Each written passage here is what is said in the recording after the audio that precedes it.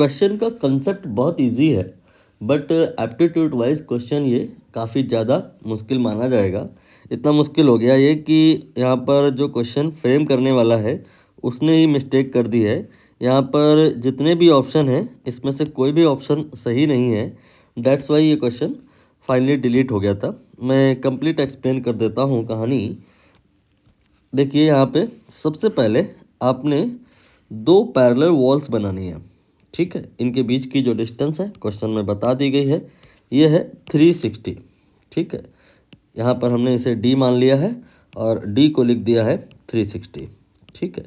Between बिल्कुल बीच में एक कार है और वो कार रुकी हुई नहीं है। यही क्वेश्चन का सबसे मुश्किल पार्ट है। अगर ये कार रुकी हुई होती तो फिर क्या था, बहुत मुश्किल हो जाती, बहुत इजी हो जाती कहानी, क्योंकि फिर इस कार से जो ये साउंड निकलती वो साउंड एक लेफ़्ट को जाती और दूसरी राइट को जाती और दोनों ही साउंड 180 इधर 180 इधर कवर करती, फिर टकराती और 180 और कवर करके ये एक ही टाइम पे एक ही जगह पे पहुंच जाती और इको सुनाई देती। फिर कहानी बहुत आसान थी। बट यहाँ पर ये जो कार है 30 की स्पीड से चल रही है, जिसकी वजह से होगा क्या कि जब इससे साउंड निकलेगा तो जाते वक्त तो 180 कवर करेगा, लेकिन लौट के आते टाइम ये 180 नहीं कवर करेगा, क्योंकि इसको रिसीव करने वाला जो ड्राइवर है वो तब तक कुछ डिस्टेंस आगे आ चुका होगा। सिमिलरली यहाँ पर जो साउंड इधर को गई है वो जाते वक्त तो 180 करेगी, लौट के आते वक्त 180 से कुछ ज़्यादा इसे कवर करना पड़ेगा, बिकॉज जो आपका ड्राइवर है वो दूर हो चुका है। इतना ही अगर क्वेश्चन में होता तब भी एक हद तक इजी था, बट इसके भी आगे है, इसलिए क्वेश्चन और मुश्किल है। मैं जो साउंड के द्वारा ट्रैवल किए गए पाथ हैं एक बार उसको बना देता हूँ। ये आपका साउंड का वो पाथ है जो राइट डायरेक्शन में गया है। इसके बाद में अब मैं वो वाला पाथ बना रहा हूँ जो लेफ़्ट डायरेक्शन में गया है और टकराने के बाद फिर ये इधर की तरफ आएगा, ठीक। अब यहाँ पर इतना ही अगर होता तो इजी हो जाती कहानी। अभी इसका क्वेश्चन में और ज़्यादा डिफ़िकल्टी है। रीज़न बीइंग कि मानता हूँ मैं कि ये साउंड जो यहाँ से चलेगा इसको रिसीव हो जाएगा, इको सुनाई देगी, बट यहाँ पे ये साउंड वैनिश नहीं हुआ है, डिस्ट्रॉय नहीं हुआ है, ख़त्म नहीं हुआ है। ये अब और आगे जाएगा, फिर यहाँ टकराएगा, फिर यहाँ आएगा। तो यहाँ पर अब इसका एक और पाथ बना लो, ये आगे जाने वाला और फिर लौट के आने वाला।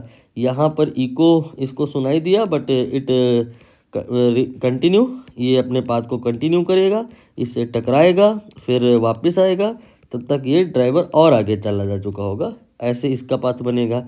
अब इधर वाले के लिए क्या आपका ओपिनियन है? ये जो साउंड गया था लेफ़्ट में, ये दीवार से टकराएगा लेफ़्ट वाला और फिर यहाँ पर इसको इको सुनाई देगा, लेकिन ये पाथ को कंटिन्यू रखेगा और राइट वाली दीवार से टकराएगा और यहाँ पे कहीं पे इसे रिसीव कर लिया जाएगा एक और इको। तो बहुत सारी इको सुनाई देती रहेंगी, काइंड ऑफ इतनी बार बार इको सुनाई देंगी कि बहुत कम कम समयांतराल में बार बार इको ही सुनाई देती रहेंगी।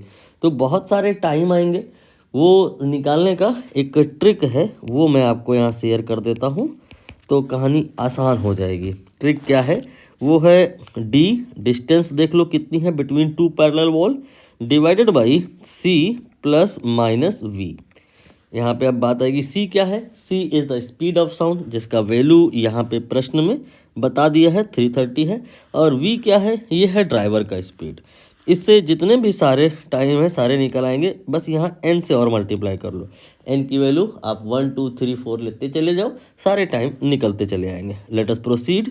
यहाँ पर हम n की वैल्यू 1 लेके चल रहे हैं, तो यहाँ पर आएगा d divided by c plus minus v। और भी वैल्यूज अगर रख कर चले तो d आपका 360 है, इसके बाद में c आपका 330 है और फिर प्लस माइनस और v 30 है।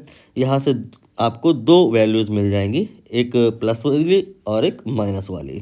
तो 360 डिवाइडेड बाई, एक तो आ जाएगा 360 और दूसरा 360 डिवाइडेड बाई ये आ जाएगा 330 माइनस 30 करके देख लो, ये 300 आ जाएगा।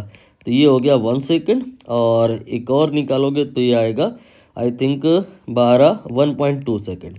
अब हम n की एक और नेक्स्ट वैल्यू लेकर के चलेंगे, तो यहाँ पे 2 आएगा और ये d upon c plus minus v और यहाँ पे n की वैल्यू 2 ले लेंगे। अब आपको पूरा सॉल्व करने की नीड नहीं रहेगी, जो ये वैल्यूज़ आपने निकाली है बस इनका ही डबल कर लो। तो ये 2 सेकेंड आ जाएगा और ये आपका 2.4 सेकेंड आ जाएगा।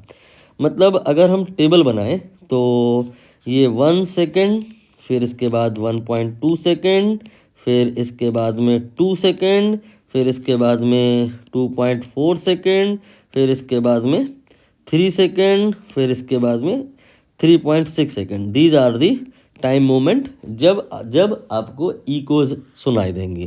तो पहले 3 जो इको हैं that will be at 1, 1.2 and 2। ये तो देख लो कहीं है ही नहीं, 1 एंड 1.2 एंड 2 ये किसी भी ऑप्शन में नहीं है। अब एग्जामिनर ने एक्चुअली सोचा क्या है, जिसकी वजह से यहाँ पर एक पॉसिबिलिटी बन सकती थी। यहाँ पे अगर क्वेश्चन में ये चेंज कर दिया जाए कि फर्स्ट 3 इकोज जो आपको उस साउंड की वजह से सुनाई दी हैं जो इनिशियली राइट साइड को गई थी, यानी कि पहला ये वाला, दूसरा ये वाला और तीसरा इसी को कंटिन्यू रखो, ऐसे ऐसे ये वाला। तो ऐसे जो आपके 3 बनेंगे, बिकॉज ऑफ दैट उनके जो वैल्यूज़ आएंगे एनालाइज करोगे तो एक आपका 1 आएगा, दूसरा जो आएगा दैट विल बी 2 आप छोड़ दो, फिर आप 2 और ले लो, एक ये वाला और एक ये वाला। ऐसे आप पैटर्न अगर कंटिन्यू रखते तो फिर आपको 2 और छोड़ने पड़ते, फिर 2 और लेने पड़ते, 2 छोड़ दो 2 ले लो, ऐसे चलना है।